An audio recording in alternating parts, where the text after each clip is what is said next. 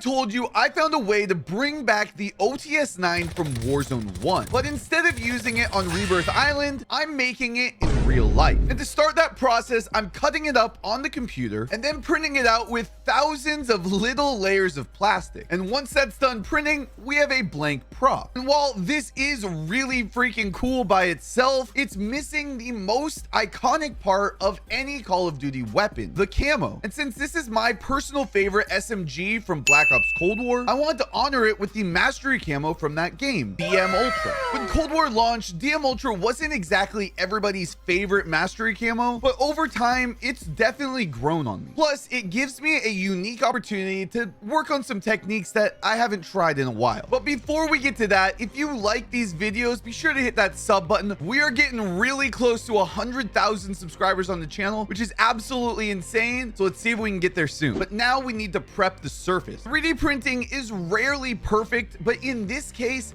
I needed the surface to be as flawless as possible because the type of paint we're using in this build will show any little imperfection. So to do that, we start adding Bondo, and this fills in the large areas. Once that's done, we sand it smooth, but there's still some little imperfections that we need to take care of. And that's where the filler and sandable primer comes in. This is the 3D printing secret weapon. After that's dry, I sand the surface smooth and we're ready to paint. DM Ultra at its core is just a really shiny purple, but with just using spray cans or brushing on paint, it's really hard to get that effect. But I found something pretty awesome. Rust-Oleum has this paint system called Metal Cast, and it's advertised as a one-step process, but it really is a two-step process. It's pretty simple, but you do need to take your time. So here's how we do it. You start with a base coat of bright silver, chrome, or just a light metallic color. And Metal Cast has their own base coat, which I ended up using here. You spray on several light coats and it looks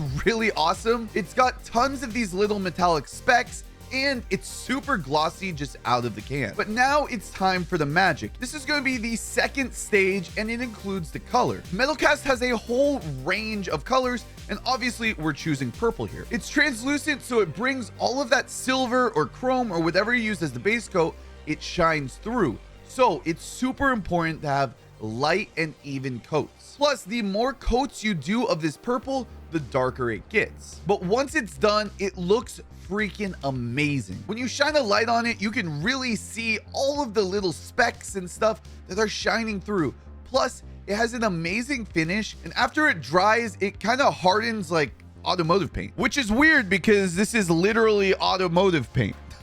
Now, in my opinion, this is a great DM Ultra color, but what about the rest of the model? Well, let's get to it. We're gonna keep the rest pretty simple, so I just go over all of it with black paint because we don't want to take away from that beautiful purple that we just did. So we're gonna take silver gilding wax, brown, and black, and we're going to be dry brushing most of the surface. This gives it a really nice, subtle, and weathered look. Plus, once we put in all of the black details on top of the purple, it really started to come together. After we finish all that and we add a matte sealant to the black parts, I glue all the pieces together and it turned out like this. Let me know in the comments below what you think I should paint next, and be sure to subscribe to the channel, like the video, and we'll see you in the next one.